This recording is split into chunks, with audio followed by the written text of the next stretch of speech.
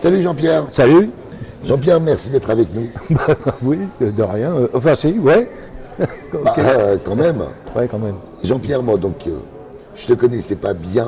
Non. Hier soir, j'ai découvert réellement ton travail. Ouais. J'ai compris qu'en fin de compte, ta spécialité, mis à part la peinture, bien évidemment, c'est qu'en réalité, tu réalises des découpages qui vont te permettre, en fin de compte, de faire des... Comment on appelle ça? Des... Comment tu positionnes ça en fait? Alors, pour expliquer, les pochoirs, Des pochoirs. ils sont issus de vieux dessins, des croquis que je faisais il y a des années de ça. C'est-à-dire dans les années 70-80, j'ai commencé à faire des gribouillages qui sont devenus des dessins un peu cohérents. Et puis un jour, il y en a que j'ai trouvé sympa.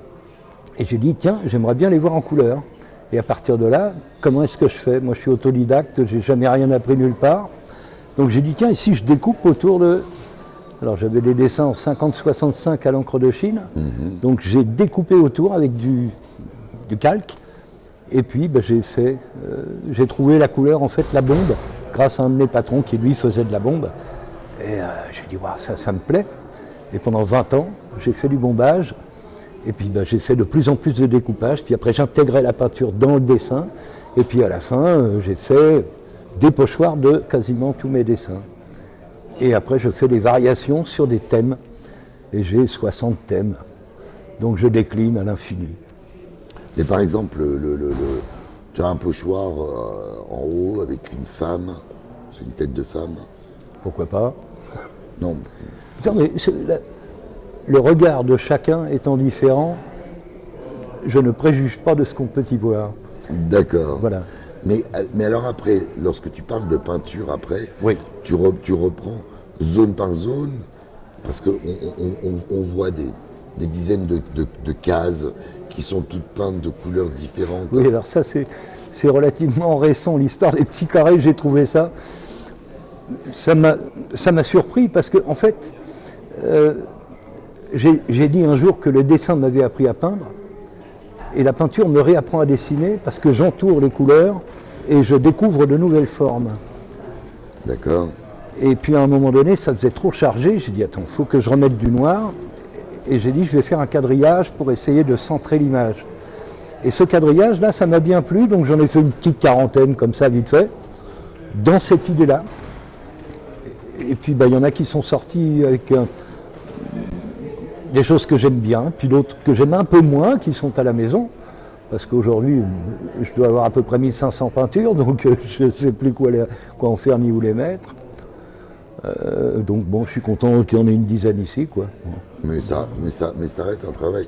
Il y a une performance derrière tout ça. Même si peut-être que pour toi, tu me dis non, il n'y a pas de performance, je fais ça comme ça. Non, c'est pas exactement ce que je dis. Oui, effectivement, il y a une performance. Il faut reconnaître parce qu'il y a du travail. Et il y a des sommes d'heures. Donc, Voilà, il y a des heures et des heures et des heures. Mais bon, comme en même temps je bossais, parce que j'ai eu pas mal de boulot, mais bon, j'ai eu 62 patrons. Donc entre chaque patron, oui, j'ai eu une vie un peu spéciale. Bon, voilà. J'ai été un petit peu viré de partout, moi, c'est comme ça. Enfin, 62 patrons, ça fait beaucoup quand même. Ouais, non, pas tant que ça, tout compte fait. Ah. Non. Bon, j'ai même été mon propre patron, j'ai fait pas mal de choses dans ma vie, entre balayeur et directeur commercial, j'ai fait beaucoup de choses. Bon. Donc, entre deux, à chaque fois, je peignais. Et sinon, le soir, je peignais. J'ai dû arrêter la bombe un jour parce que j'ai eu des problèmes avec des voisins, parce que je peignais à la cave et que les odeurs remontaient. Donc, le syndic de copropriété m'a dit, arrêtez, vous allez nous empoisonner. Donc, voilà, donc j'ai arrêté. Et je suis passé à l'acrylique. Et là, les mélanges sont totalement différents, donc j'ai tout réappris. Parce que je ne travaille toujours qu'avec les 3 couleurs primaires, le noir et le blanc, c'est tout. J'ai jamais acheté de violet, d'orange, de tout. Jamais, de ma vie, jamais. Donc, réapprendre tous les mélanges des nouveaux, putain, c'était un truc de fou. Mais j'ai appris. Et puis, du coup, maintenant, je sors avec des choses encore nouvelles. Mais alors, question, je ne vais pas t'embêter plus longtemps là-dessus, parce que moi, je veux comprendre. Tu travailles au pinceau quand même. Ça dépend. Il y a des peintures carrément que j'ai fait à la tringle à rideau. Oui, non, j'utilise des tas de trucs. Moi, ce que je trouve, quoi, ce que j'ai sous la main. J'ai un bout de bois en buis qui me permet de faire des formes que je n'obtiendrai avec rien d'autre. De temps en temps, je peux prendre un petit pinceau, de temps en temps, je vais prendre un gros, de temps en temps, je vais prendre une carte en plastique. Tout ce que j'ai avec moi peut me servir. J'ai compris. Et la peinture étant, pour moi, la forme formidable de l'aléatoire, c'est comme la vie, quoi. C'est de l'aléatoire, tout le temps de l'aléatoire. Et j'explore l'aléatoire. Je ne suis qu'un explorateur, hein. Je suis pas...